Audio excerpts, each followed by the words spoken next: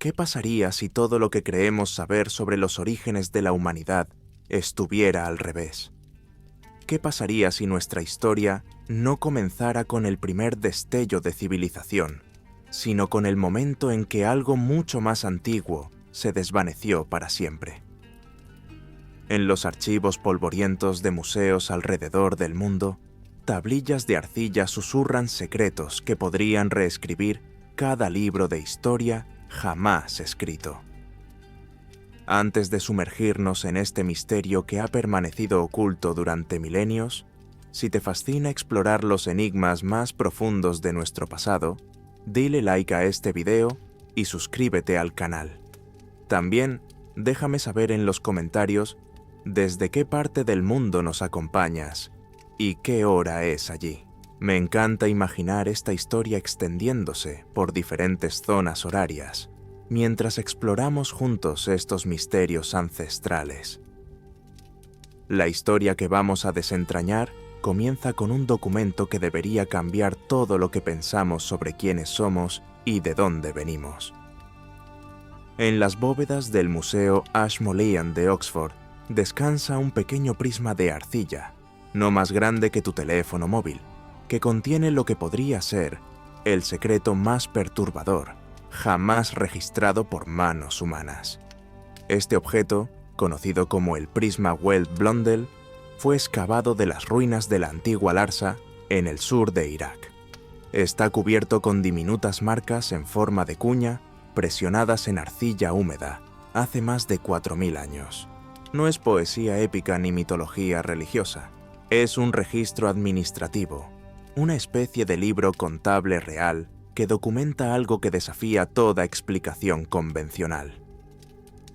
El documento se llama La Lista de Reyes Sumerios y comienza con una declaración que debería hacer temblar los cimientos de todo lo que creemos sobre la historia humana.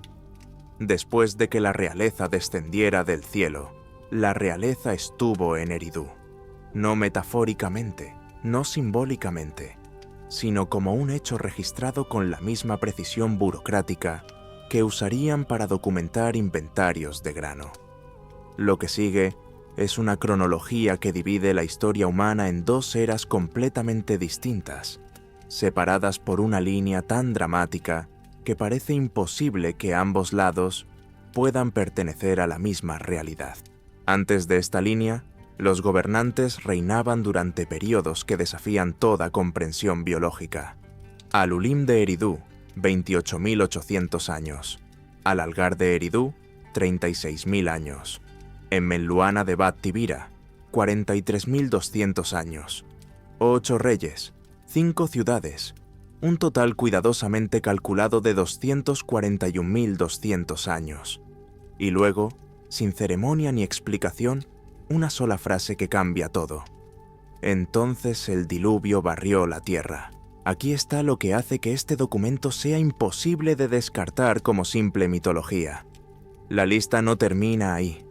Continúa después del diluvio, pero ahora todo es diferente. Los nuevos reyes reinan 600 años, luego 400, luego 126, luego 90.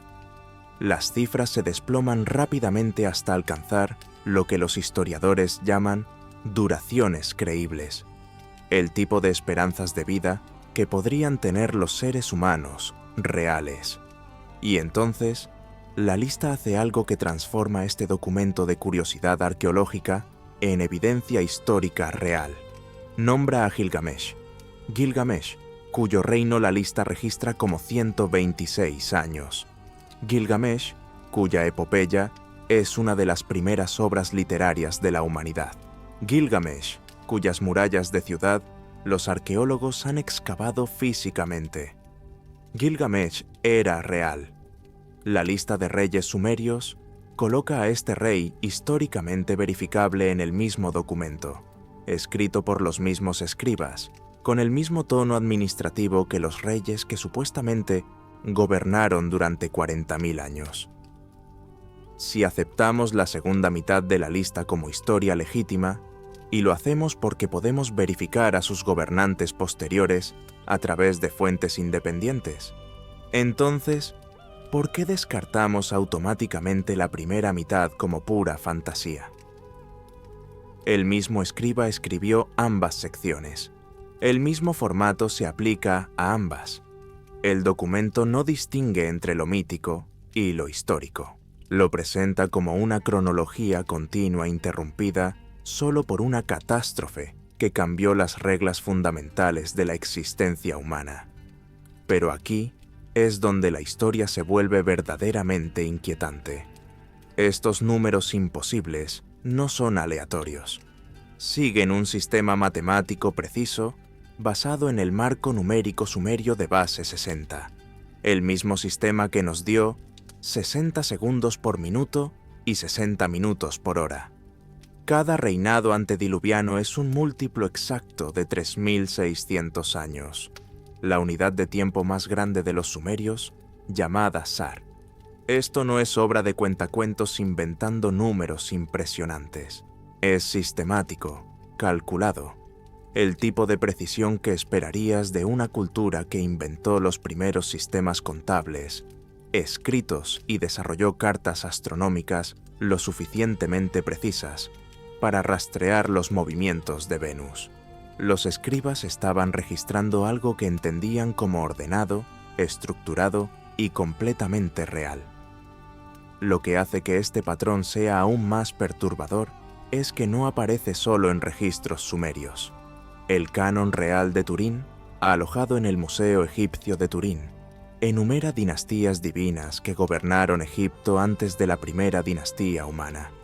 Su reinado combinado se da como 13.420 años. Luego viene una transición abrupta a faraones humanos con vidas normales. El libro del Génesis presenta una curva de longevidad que no debería existir en literatura religiosa. Es demasiado específica, demasiado sistemática, demasiado matemáticamente precisa para servir a un propósito puramente teológico. Antes del diluvio, Adán vive 930 años, Set 912 años, Matusalén 969 años. Después del diluvio, las edades se desploman generación tras generación hasta alcanzar la longevidad humana moderna. 3 culturas separadas, 3 tradiciones independientes, el mismo patrón exacto.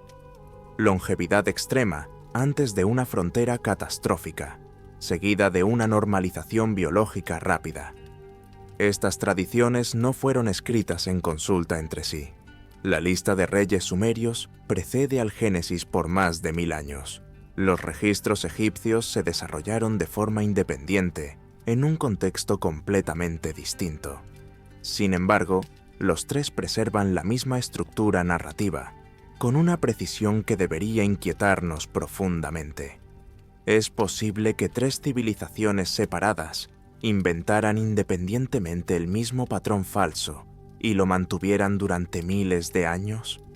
¿O están preservando memorias fragmentarias de la misma realidad cronológica? La palabra que los sumerios usaron para describir a estos gobernantes antediluvianos es reveladora. Los llamaron los Anunnaki, literalmente, los descendientes de Anu, el dios del cielo. No los describían como fuerzas cósmicas abstractas, sino como administradores del cosmos, seres que tenían nombres, genealogías, responsabilidades específicas y relaciones complejas entre sí. Discutían, competían, formaban alianzas y ocasionalmente cometían errores catastróficos.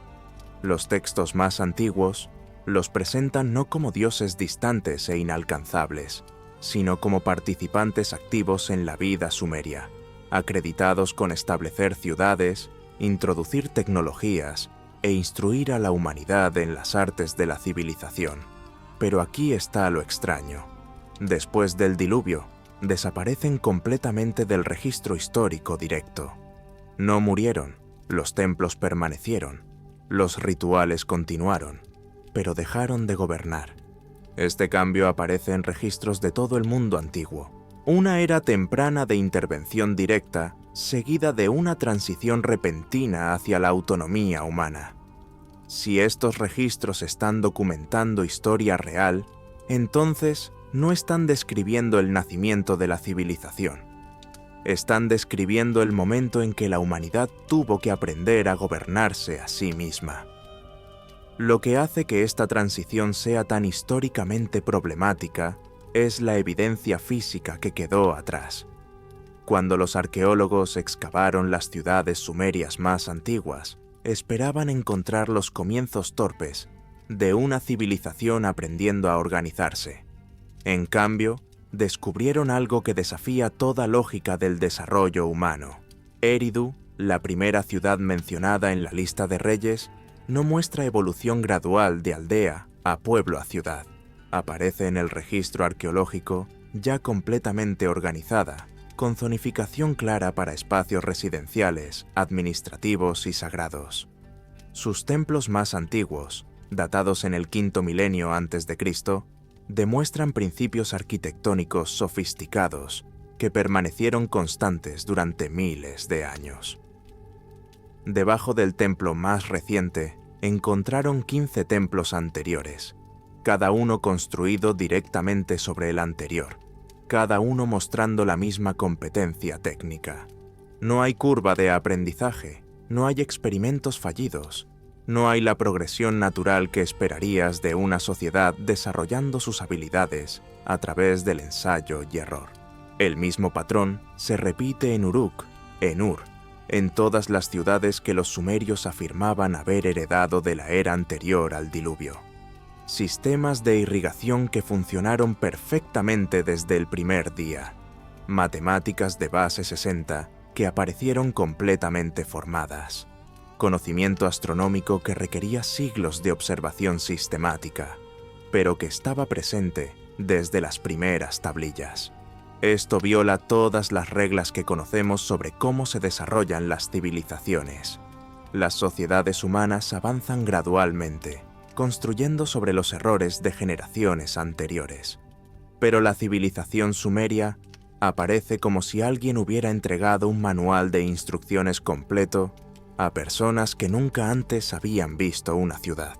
Los propios sumerios ofrecían una explicación para esta anomalía, una que hemos descartado sistemáticamente porque no encaja en nuestras suposiciones modernas. Ellos afirmaban que no habían inventado su civilización, la habían restaurado.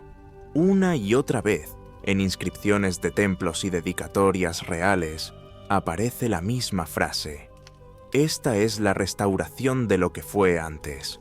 No hablaban de crear algo nuevo, hablaban de reconstruir algo que había existido y se había perdido.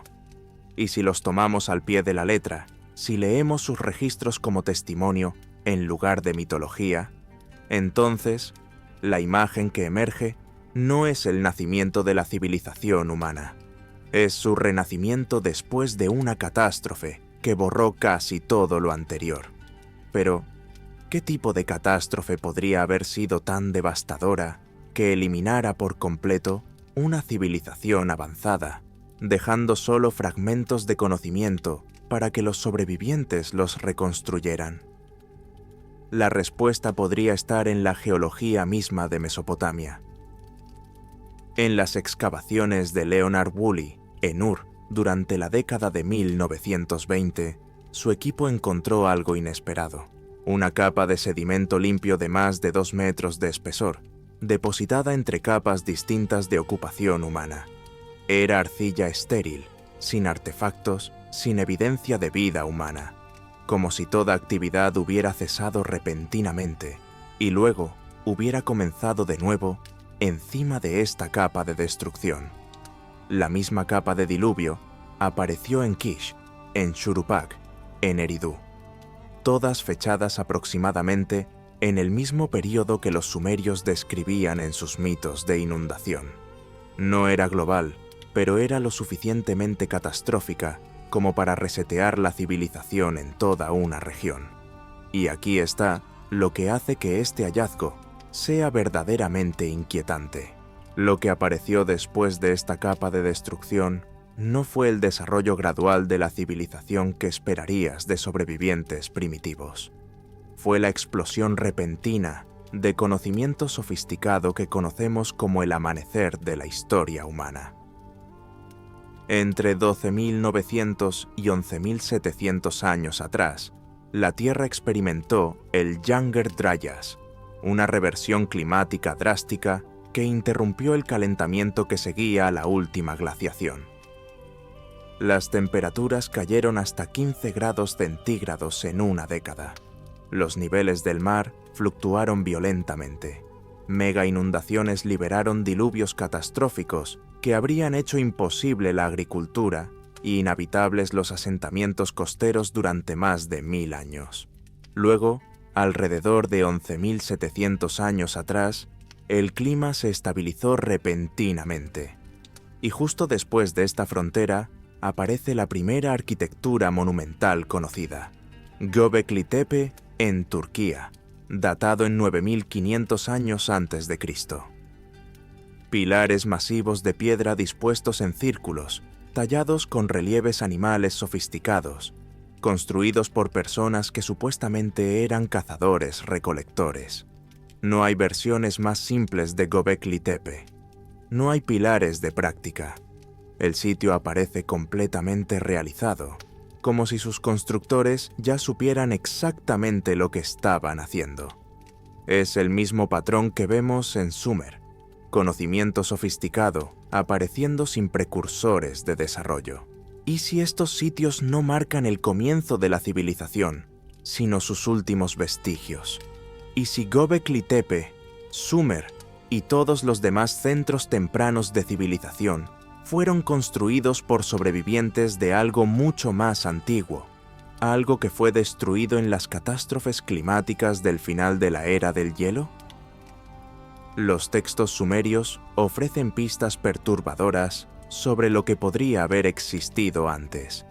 Describen a los Anunnaki no como creadores del mundo, sino como administradores de un sistema que ya estaba funcionando.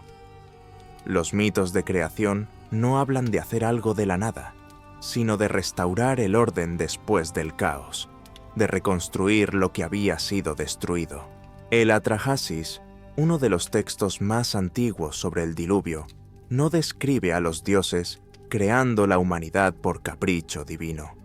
Los describe creando trabajadores de reemplazo, porque los que habían estado haciendo el trabajo antes ya no estaban disponibles. Es una historia de sustitución, no de creación original. Y después del diluvio, algo cambia fundamentalmente en la relación entre lo divino y lo humano. Los primeros textos religiosos sumerios usan construcciones gramaticales que presentan a los dioses hablando directamente a los humanos, dando instrucciones claras, participando en conversaciones. Textos posteriores muestran a los dioses comunicándose solo a través de señales que requieren interpretación especializada. Para el primer milenio antes de Cristo, la religión mesopotámica había desarrollado clases enteras de especialistas dedicados a descifrar mensajes divinos que aparentemente habían dejado de ser claros.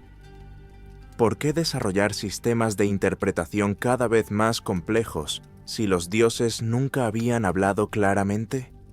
La evolución sugiere que algo estaba siendo reemplazado. Una comunicación directa que se había degradado en señales que requerían filtrado sofisticado para entender.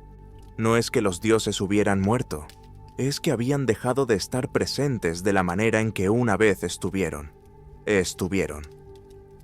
Los templos más antiguos revelan esta transición de manera física. En Eridu, los complejos religiosos del sexto milenio antes de Cristo contenían cámaras centrales con plataformas elevadas, pero relativamente poco espacio para adoradores humanos. La arquitectura sugiere que el templo era literalmente la residencia del dios, no principalmente un lugar de reunión para ceremonias religiosas humanas. Para el tercer milenio antes de Cristo, el diseño cambia dramáticamente. Los espacios para actividades sacerdotales se expanden. Las salas de almacenamiento para instrumentos rituales se multiplican. Las áreas para ceremonias públicas se vuelven prominentes. El templo evoluciona de residencia divina a centro de interpretación, como si los ocupantes originales se hubieran marchado y los humanos tuvieran que inventar nuevas formas de mantener contacto con ellos. Las ziggurats, esas torres escalonadas y cónicas que aparecen alrededor del año 2100 a.C., cuentan la misma historia. No están diseñadas para dioses que caminan hacia el templo y dan instrucciones directas. Están diseñadas para sacerdotes que realizan rituales cada vez más elaborados, intentando invocar una presencia divina que ya no se manifiesta automáticamente. En las primeras ciudades-estado sumerias, el cargo de sumo sacerdote no era el de un intérprete de la voluntad divina. Los textos los describen como alguien que habitaba con el dios, sugiriendo un papel más de compañero que de intermediario. Para el período acadio, alrededor del año 2300 a.C., el sacerdocio se había fragmentado en roles especializados.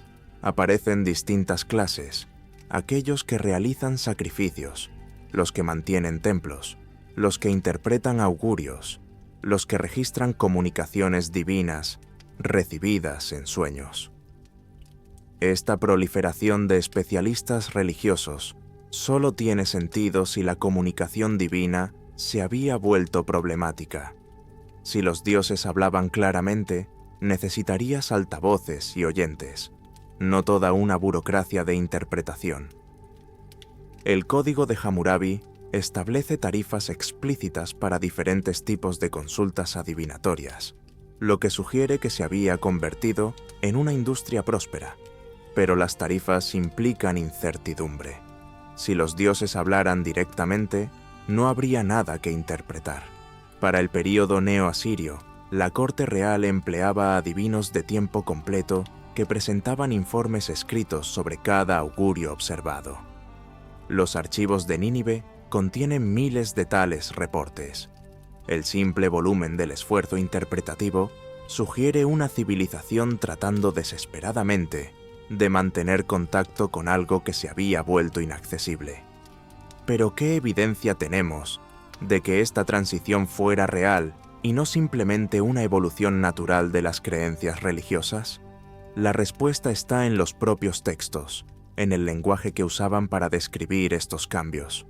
Los primeros textos religiosos sumerios emplean lo que los lingüistas llaman autoridad pasiva, cuando describen a los gobernantes antediluvianos. No conquistan, no construyen, no emprenden campañas, simplemente son reyes. La tierra está bajo su dominio sin explicación de cómo ese dominio fue logrado o mantenido. Los gobernantes postdiluvianos, incluso los legendarios como Gilgamesh, se definen por sus acciones. Construyen murallas, luchan contra enemigos, buscan la inmortalidad, hacen cosas para legitimar su poder.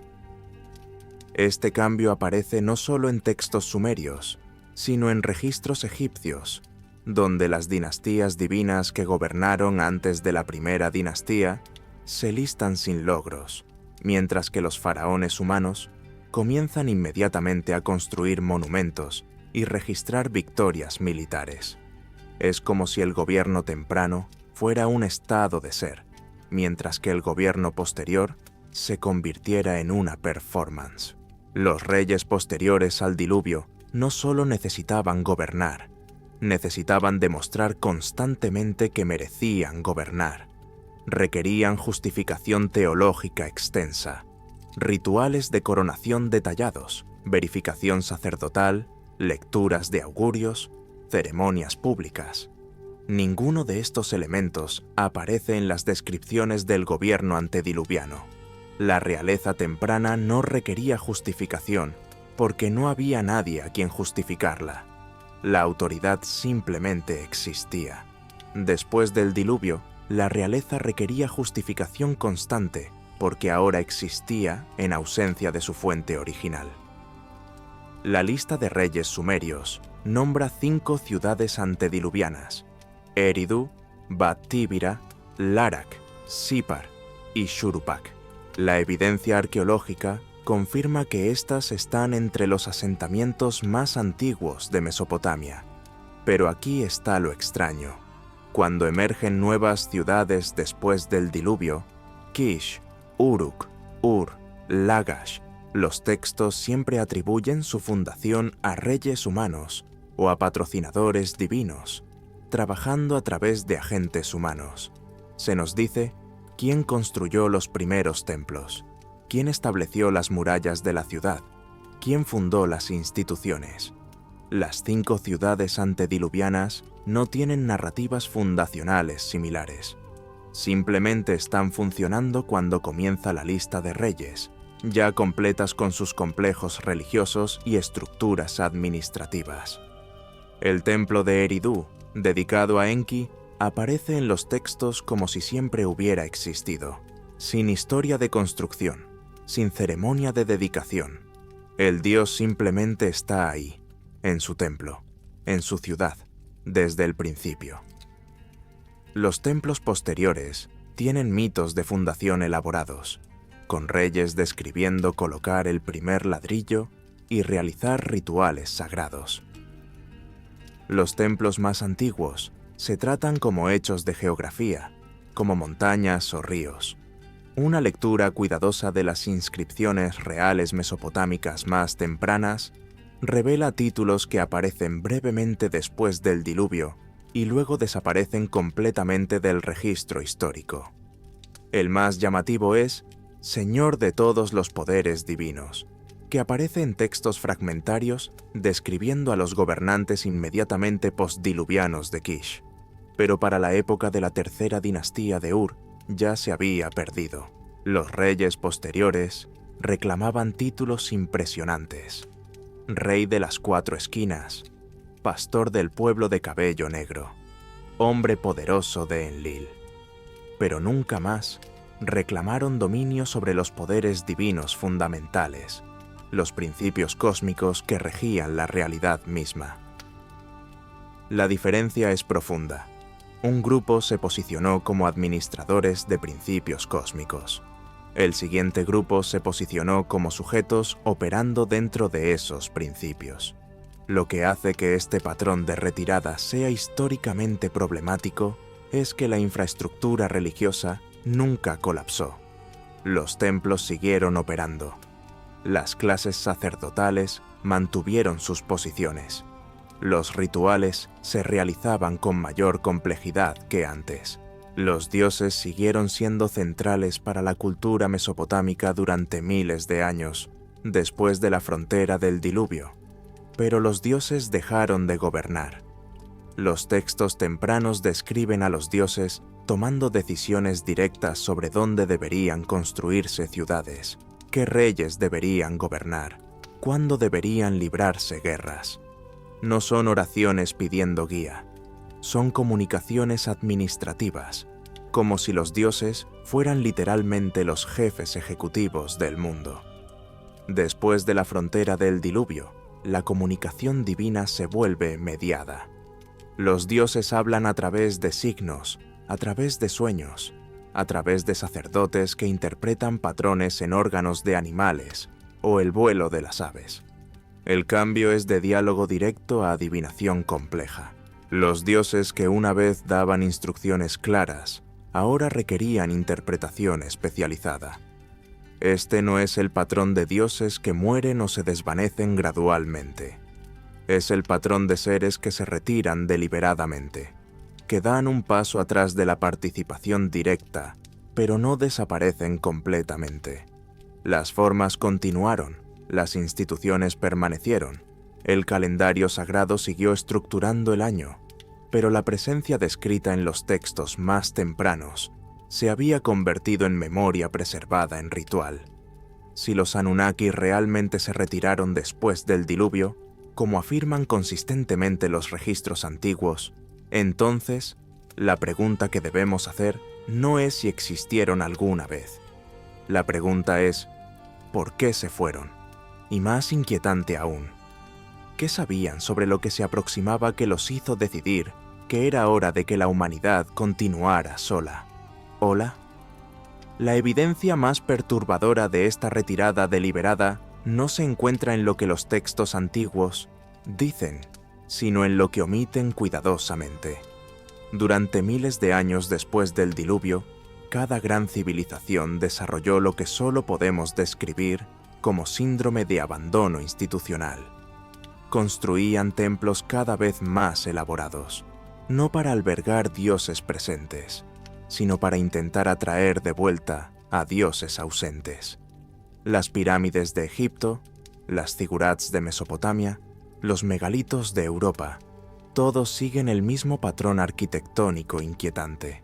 Son estructuras diseñadas para ser vistas desde arriba, orientadas hacia constelaciones específicas, construidas con precisiones matemáticas que implican conocimiento de las dimensiones exactas de la Tierra. No son monumentos para los humanos, son señales dirigidas al cielo. Los faraones egipcios se momificaban siguiendo procesos que creían les garantizarían reunirse con los dioses en el más allá. Pero aquí está lo extraño. Las técnicas de momificación más sofisticadas aparecen inmediatamente después del período que los egipcios llamaban la primera vez, cuando los dioses supuestamente gobernaban directamente desde Menfis.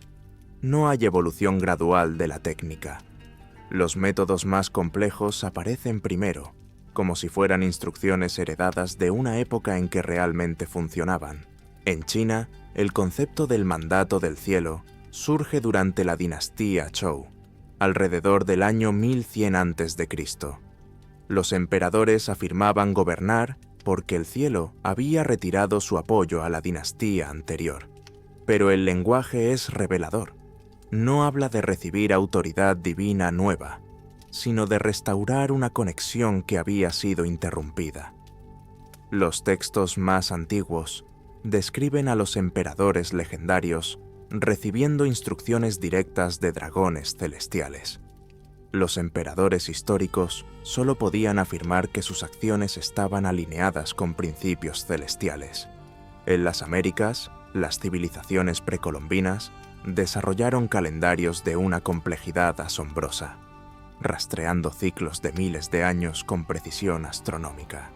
Pero todos estos calendarios compartían una característica inquietante. Describían el tiempo presente como una era de transición, un período intermedio entre una edad dorada pasada y un retorno futuro de los dioses. Los mayas esperaban el regreso de Kukulcán. Los aztecas aguardaban el retorno de Quetzalcóatl. Los incas preservaban memorias de Viracocha, quien había prometido volver.